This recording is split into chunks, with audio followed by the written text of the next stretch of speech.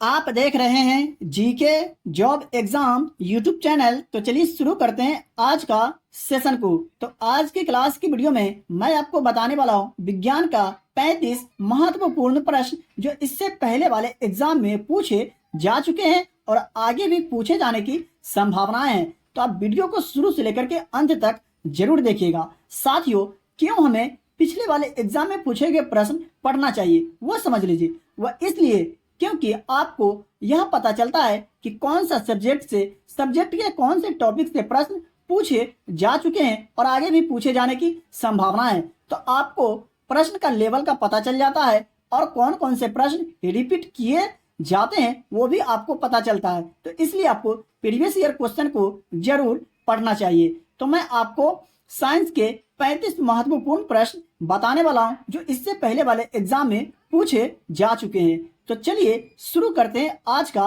Session को। तो आज का पहला प्रश्न है, पौधों में प्रकाश संश्लेषण के दौरान कौन सी गैस निकलती है? जी हाँ, पौधों में प्रकाश संश्लेषण के दौरान जो गैस निकलती है निम्नलिखित में से वह कौन सा गैस है जो निकलती है? तो सही आंसर अगर आप लोगों को जरूर पता होगा तो कमेंट बॉक्स में जरूर बताइएगा। और आज की क्लास के वीडियो में से कितने प्रश्न का उत्तर आप सही दे पाते अपने आप को जांचिएगा और अपना स्कोर कमेंट बॉक्स में जरूर बताइएगा। तो सही आंसर की अगर बात करें तो ऑप्शन सी सही उत्तर हो जाएगा। जी हाँ, ऑक्सीजन एक ऐसा गैस है जो पौधों में प्रकाश संश्लेषण के दौरान निकलती है। और बात करें साथियों, पौधे की जो पत्तियां होती है हरा किसकी उपस्थिति के कारण होती है? तो क्लोरोफिल की उपस्थिति के कारण पौधे की जो पत्तियां होती है वो हरा होती है। तो मैं आशा करता हूं कि आपको समझ में आ गया होगा। लेकिन फिर भी अगर आपको कोई डाउट हो, किसी भी प्रश्न में डाउट हो तो आप हमें कमेंट बॉक्स में जरूर बताएं, आप हमसे जरूर पूछ सकते हैं। बात करें 2 नंबर प्रश्न की, तो विद्युत माप यंत्रों में विद्युत ऊर्जा निम्न में से किस में रूपांतरित होती है? जी हाँ, विद्युत माप यंत्रों में विद्युत ऊर्जा जो है निम्न में से किस में रूपांतरित होती है? तो सही आंसर की अगर बात करें तो ऑप्शन डी सही उत्तर हो जाएगा। यांत्रिक ऊर्जा में रूपांतरित होती है। कौन सा? विद्युत माप यंत्रों में विद्युत ऊर्जा जो है ये किस में रूपांतरित होती है? यांत्रिक ऊर्जा में। चलिए देखते हैं नेक्स्ट प्रश्न को।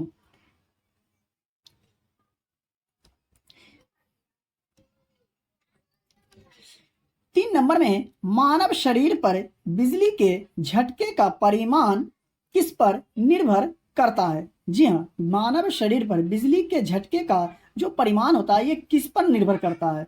तो सही आंसर हो जाएगा ऑप्शन बी। जी हाँ, मानव शरीर के माध्यम से बहने वाली धारा पर निर्भर करता है। क्या? बिजली के झटके। ये सभी प्रश्न साथियों इससे पहले वाले एग्जाम में पूछे जा चुके हैं। तो आप वीडियो को शुरू से लेकर के अंत तक जरूर देखिएगा क्योंकि आपके एग्जाम के दृष्टिकोण से एक एक प्रश्न काफी महत्वपूर्ण है। 4 नंबर में, मानव शरीर से गुजरने वाली धारा का परिमाण यदि निम्न हो। अब यहां ध्यान दीजिएगा प्रश्न के ऊपर। मानव शरीर से गुजरने वाली धारा का परिमाण यदि निम्न हो तब आघात की अनुभूति नहीं होगी। जी हाँ, मानव शरीर से गुजरने वाली धारा का परिमाण यदि निम्न हो तब आघात की अनुभूति नहीं होगी। तो इस प्रश्न का सही आंसर हो जाएगा ऑप्शन ए, 8 से लेकर 15 MA तक अनुभूति जो है नहीं होगी। वहीं अगर बात करें 5 नंबर प्रश्न की, तो उच्च तापमान निम्नलिखित द्वारा मापे जाते हैं। जी हाँ, उच्च तापमान हाई टेम्परेचर जो होता है निम्नलिखित में से किसके द्वारा मापा जाता है? तो सही आंसर हो जाएगा ऑप्शन सी, ताप विद्युत पायरोमीटर के द्वारा उच्च तापमान को मापा जाता है।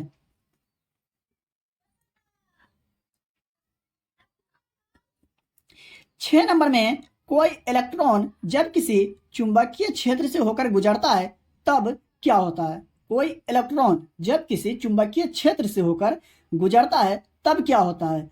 तो सही आंसर हो जाएगा ऑप्शन बी, वेग और ऊर्जा जो है नियत रहते हैं। कब? जब कोई इलेक्ट्रॉन किसी चुंबकीय क्षेत्र से गुजरता है तब। वहीं अगर बात करें 7 नंबर प्रश्न की, तो चंद्रमा के पृष्ठ पर अंतरिक्ष यात्री एक दूसरे से बात क्यों नहीं कर सकते? इस प्रश्न का आंसर मैं आशा करता हूं कि आप लोग जरूर बताएंगे क्योंकि सभी प्रश्न जो होते हैं हार्ड नहीं पूछे जाते एग्जाम में। कुछ ऐसे भी प्रश्न होते हैं जो इजी होते हैं, आप दिमाग लगा करके उस प्रश्न का आंसर आप सही दे सकते हैं। मैं आप लोग को ये भी बताने वाला हूं कैसे आपको एग्जाम देना है, कैसे आप एग्जाम को निकाल सकते हैं, कैसे आप एग्जाम पास कर सकते हैं। तो आप हमसे जुड़ के रहिएगा, तो आप हमसे जुड़ के रहें और अपने एग्जाम की तैयारी को स्ट्रॉन्ग करके अपने एग्जाम को क्रैक करें। तो वहीं अगर 7 नंबर प्रश्न की आंसर की अगर बात करें तो ऑप्शन ए सही उत्तर हो जाएगा, क्योंकि ध्वनि तरंगे निर्वात में आगे नहीं बढ़ सकती है। जी हाँ साथियों, चंद्रमा के पृष्ठ पर अंतरिक्ष यात्री एक दूसरे से बात क्यों नहीं कर सकते? क्योंकि ध्वनि तरंगे जो है निर्वात में आगे नहीं बढ़ सकती है। तो मैं आशा करता हूं कि आपको समझ में आ गया होगा।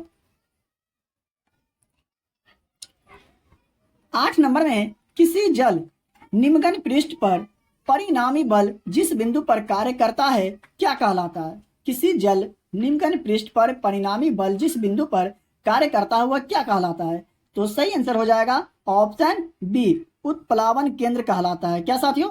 उत्प्लावन केंद्र। कब?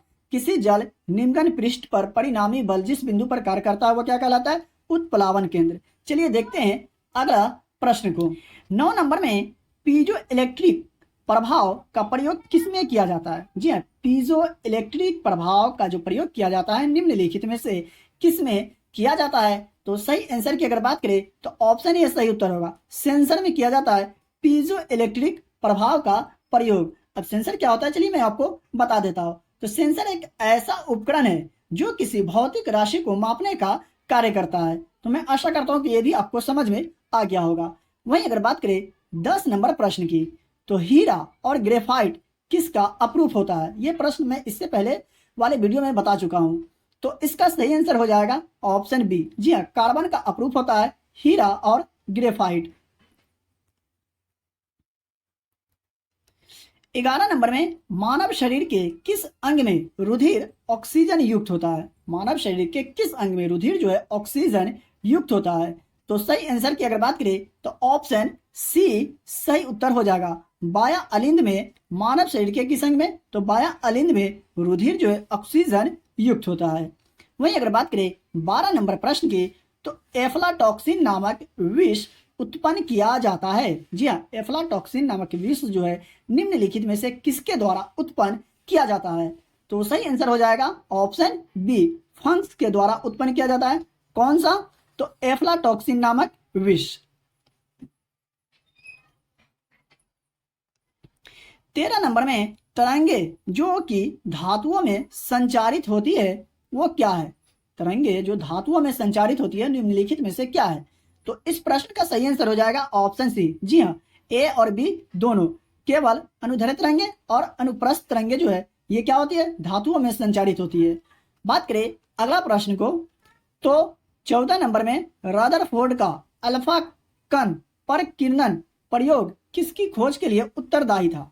रदरफोर्ड का अल्फा कण पर किरणन प्रयोग किसकी खोज के लिए उत्तरदायी था? तो सही आंसर हो जाएगा ऑप्शन ए, परमाणु नाभिक के खोज के लिए उत्तरदायी था। 15 नंबर में वह सेल जिसमें विद्युत धारा का उत्पादन रासायनिक अभिक्रिया के फलस्वरूप होता है क्या कहलाता है? वह सेल जिसमें विद्युत धारा का उत्पादन रासायनिक अभिक्रिया के फल स्वरूप होता है वह क्या कहलाता है? तो सही आंसर हो जाएगा ऑप्शन बी। जी हाँ, विद्युत रासायनिक सेल कहलाता है। कब? जब विद्युत धारा का उत्पादन रासायनिक अभिक्रिया के फल स्वरूप होता है तब क्या कहलाता है? विद्युत रासायनिक सेल। साथियों, वीडियो देख लेने से आपको याद नहीं होने वाला। वीडियो देखने के साथ साथ आपको पीडीएफ लेके रिवीजन करना बहुत ही जरूरी है, तब जाकर के आप अपने एग्जाम में अच्छा स्कोर कर पाएंगे। अपने 16 नंबर में निम्नलिखित में से कौन समांगी मिश्रण का उदाहरण है? जी हाँ, निम्नलिखित में से कौन जो है समांगी मिश्रण का उदाहरण है? तो सही आंसर की अगर बात करें तो ऑप्शन सी सही उत्तर हो जाएगा। गन पाउडर जो है ये समांगी मिश्रण का उदाहरण है। 17 नंबर में जब मैग्नीशियम और क्लोरीन के बीच अभिक्रिया होती है तब क्या होता है? जी हाँ, जब मैग्नीशियम और क्लोरीन के बीच अभिक्रिया होती है तब क्या होता है? आपको 10th क्लास में सर जरूर बताए होंगे, पढ़ाए होंगे। तो सही आंसर की अगर बात करें तो ऑप्शन डी सही उत्तर हो जाएगा। प्रत्येक मैग्नीशियम परमाणु 2 इलेक्ट्रॉन का त्याग करता है। कब? जब मैग्नीशियम और क्लोरीन के बीच अभिक्रिया होती है तब। और 10 का सिलेबस है वही आपका बिहार पुलिस 2023 एग्जाम जो होने वाला है उसका भी सिलेबस क्लास 10th के सिलेबस के अनुसार ही है। तो आपको यहाँ बिल्कुल सिलेबस के आधार पे ही पढ़ाई कराई जाती है, स्टडी कराई जाती है, टॉपिक वाइज भी स्टडी कराई जाती है, आपको प्रैक्टिस भी कराए जाते हैं। तो आप हमसे जुड़ के रहें और अपने एग्जाम की तैयारी को स्ट्रांग करके अपने एग्जाम को क्रैक करें। बात करें 18 नंबर प्रश्न की, तो फसलों पर डीडीटी के छिड़काव से प्रदूषित होता है। जी हाँ, फसलों पर डीडीटी के जो छिड़काव होते हैं उससे क्या प्रदूषित होते हैं, क्या नुकसान हो। तो इस प्रश्न का सही आंसर होगा ऑप्शन बी। जी हाँ, वायु, मृदा और जल जो है सो प्रदूषित होते हैं किसके छिड़काव से, डीडीटी के छिड़काव से।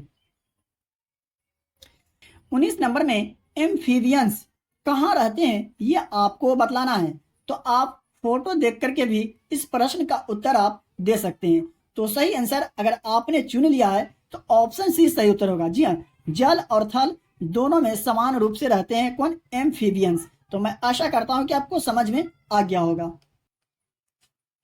20 नंबर में है, एक पौधे पर दूसरा उगने वाला पौधा क्या कहलाता है। जी हाँ, एक पौधे पर दूसरा उगने वाला पौधा जो है ये क्या कहलाता है। आप लोग देखे होंगे कि एक ही पौधा पर कोई अन्य पौधा भी उग जाता है। तो इस प्रश्न का सही आंसर हो जाएगा ऑप्शन ए। जी हाँ, एपीफाइट्स कहलाता है एक पौधे पर दूसरा उगने वाला पौधा। बात करें 21 नंबर प्रश्न की, तो प्रकाश संश्लेषण की दर अधिकतम किसमें होती है। जी हाँ, प्रकाश संश्लेषण की दर जो होती है निम्नलिखित में से किस रंग में होती है अधिकतम।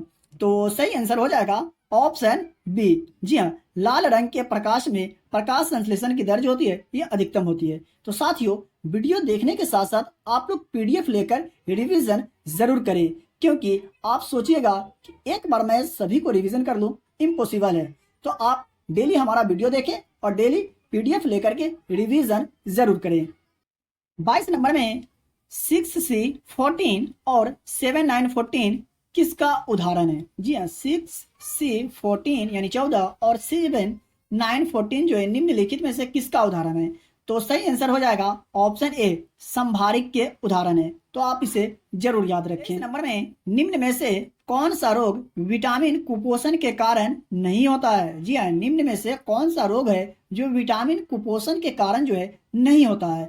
तो सही आंसर की अगर बात करें तो ऑप्शन डी सही उत्तर हो जाएगा। जी हाँ, रक्ता जो है ये विटामिन कुपोषण के कारण नहीं होता है। वहीं अगर बात करें नेक्स्ट प्रश्न की, तो 24 नंबर में निम्नलिखित में से कौन सी मछली नहीं है। जी हाँ, निम्नलिखित में से कौन जो है मछली नहीं है।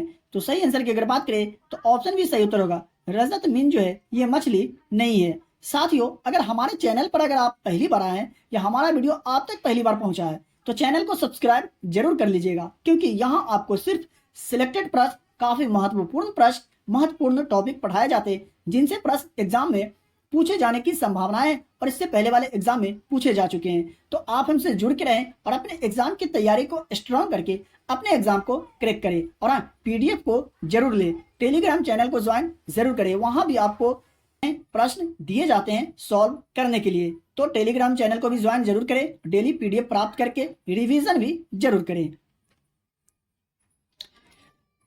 25 नंबर में द्रव में होता है। जी हाँ साथियों, द्रव में क्या होता है ये आपको बताना है। तो सही आंसर हो जाएगा ऑप्शन ए, नियत आयतन, नियत आकार एवं असंकोचन होता है किसमें, द्रव में। 26 नंबर में रेडियोधर्मिता किसके द्वारा मापी जाती है। जी हाँ, रेडियोधर्मिता निम्नलिखित में से किसके द्वारा मापी जाती है। तो सही आंसर हो जाएगा ऑप्शन सी, जीएम काउंटर के द्वारा रेडियोधर्मिता मापी जाती है। साथियों, 27 नंबर में विलियन का सांद्रण व्यक्त करने की कौन सी इकाई ताप के प्रभाव से प्रभावित नहीं होती है। जी हाँ, विलियन का सांद्रण व्यक्त करने की कौन सी इकाई ताप के प्रभाव से प्रभावित नहीं होती है। तो सही आंसर हो जाएगा ऑप्शन ए, मोललता। जी हाँ साथियों,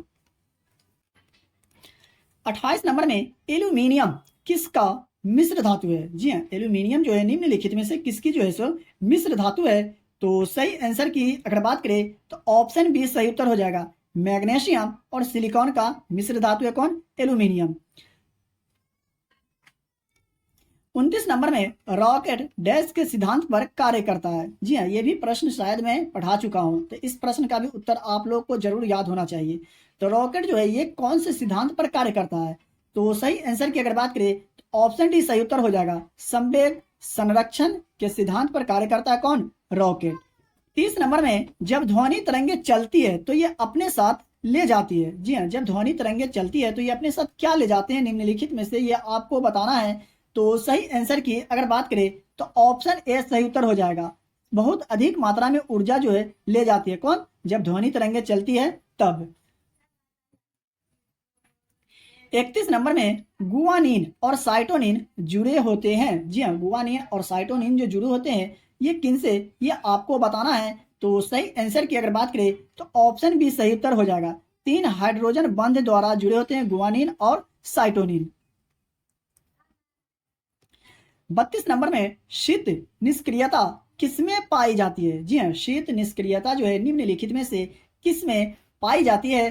तो सही आंसर की अगर बात करें तो ऑप्शन डी सही उत्तर हो जाएगा। प्राइमेटस में। किसमें? प्राइमेटस में पाई जाती है शीत निष्क्रियता। 33 नंबर में पदार्थ का वह सबसे छोटा कण जो पदार्थ की सब विशेषता बताता है वह क्या कहलाता है? जी हाँ, पदार्थ का वह सबसे छोटा कण जो पदार्थ की सब विशेषता को बताता है वह क्या कहलाता है? तो सही आंसर की अगर बात करें तो ऑप्शन डी सही उत्तर हो जाएगा। परमाणु कहलाता है। जी हाँ साथियों। 34 नंबर में निम्नलिखित में से कौन जैव मात्रा ऊर्जा का स्रोत नहीं है? ये भी प्रश्न का आंसर आप जरूर थोड़ा सा दिमाग लगाइएगा तो इस प्रश्न का आंसर आप जरूर दीजिएगा। निम्नलिखित में से कौन जो है जैव मात्रा ऊर्जा, जी हाँ साथियों, ऊर्जा का स्रोत नहीं है? तो लकड़ी जो है ऊर्जा का स्रोत है, गोबर भी, कोयला भी, लेकिन मृदा जो है ये ऊर्जा का स्रोत नहीं है। तो इस प्रश्न का उत्तर क्या होगा? ऑप्शन बी यानी मृदा। तो मैं आशा करता हूं कि जरूर आपको समझ में आ गया होगा। वहीं अगर बात करें 35 नंबर प्रश्न की तो इसमें किसको सूर्य में परमाणु ईंधन के रूप में पाया जाता है? जी हाँ, इनमें जो है सो किसको सूर्य में परमाणु ईंधन के रूप में पाया जाता है? तो इस प्रश्न का भी आंसर मैं आशा करता हूं कि आप लोगों को जरूर पता होगा। तो सही आंसर क्या होगा? Option A hydrogen. जी हाँ साथियों, परमाणु ईंधन के रूप में सूर्य में क्या पाया जाता है? हाइड्रोजन। और बात कर ले यहाँ सूर्य का, तो सूर्य क्या है? सूर्य एक बड़ा तारा है जो हाइड्रोजन परमाणु संलयन द्वारा ऊर्जा का उत्पादन करता है। तो मैं आशा करता हूं कि आपको समझ में आ गया होगा। साथियों, अभी तक आप वीडियो को लाइक नहीं किए तो वीडियो को लाइक कर दीजिए। मैं आपके लिए इतना मेहनत तो कर रहा हूं तो आपका भी फर्ज बनता है कि लाइक करें, और चैनल पर पहली बार आए तो चैनल को सब्सक्राइब करके बेल आइकन को प्रेस करें और रेगुलर स्टडी करें, क्योंकि रेगुलर स्टडी करिएगा तब जा करके अपने एग्जाम में अच्छा स्कोर कर पाइएगा। तो आप लोग हमसे जुड़ के रहें और अपने एग्जाम की तैयारी को स्ट्रॉन्ग करके अपने एग्जाम को क्रैक करें। इसका पीडीएफ चाहिए तो वीडियो के डिस्क्रिप्शन में दिए गए टेलीग्राम चैनल लिंक से ज्वाइन होकर डेली के वीडियो का फ्री में पीडीएफ प्राप्त करें और रिवीजन करें और अपने एग्जाम की तैयारी को स्ट्रॉन्ग करें। तो चलिए मिलते फिर से एक नए वीडियो में नए टॉपिक के साथ।